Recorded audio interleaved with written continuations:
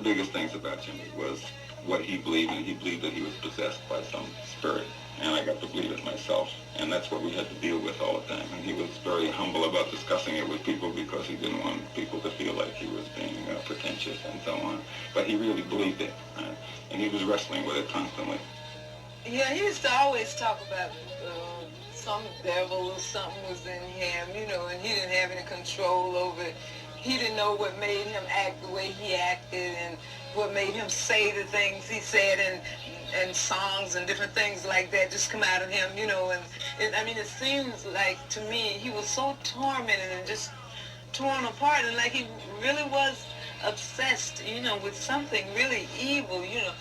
The souls of the ghosts of those dead Indians, maybe one or two of them, were just running around, freaking out, and just leaped into my soul. And you're still there. It's really amazing. I can't describe it. It's just something that takes over me, and we named it Sasha. I lose myself completely. I don't even remember what I do when I'm performing. Now, unbelievable is the amount of musicians that believe they are channels for spirits that work in them. I am the string, and the supreme is the musician, says Carlos Santana. It's like sometimes I'm not aware I could do some of these things on my guitar, because in reality, I am not doing them. They are being done through me. The most requested song in the world, Stairway to Heaven, Robert Plant says, I was holding a paper and a pencil.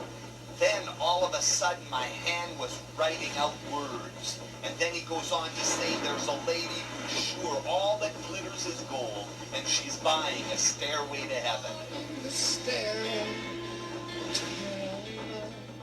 He goes on to say, I just sat there and looked at the words, and then I almost leaped out of my seat. The problem with a lot of this song is that heaven cannot be bought. It's a gift. It's been paid for by our Savior. And it makes me wonder. There were some very strong vibrations in that place, and we're not quite sure of what nature, you know.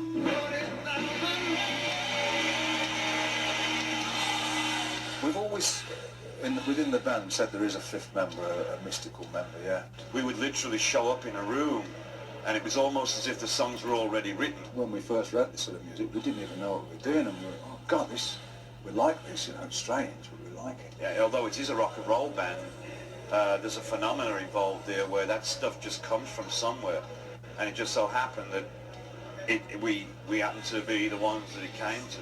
Again, Tori Amos.